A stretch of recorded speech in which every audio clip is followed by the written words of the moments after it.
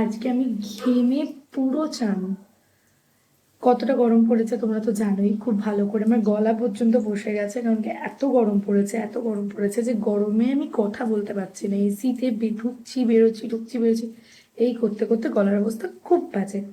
তো যাই হোক, রাতে ডিনার করছি আমি এখন। তো ছেলেকে ঘুম পাড়িয়ে দিয়েছি, এখন প্রায় বাজে ওই 11:30 মতন।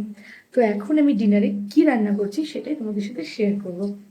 তো আমরা দুজনা মানে আমি আর আমার বর দুজনাই প্রচণ্ড পরিমাণে এই চাউমিন, তারপরে হচ্ছে পাস্তা, এগুলো কিন্তু খুব ভালোবাসি।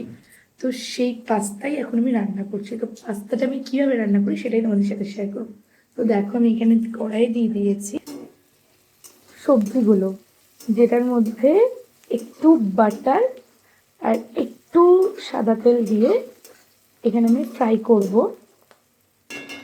তো আর এই যে পাস্তা, এটা আছে ম্যাক্রোনি পাস্তা।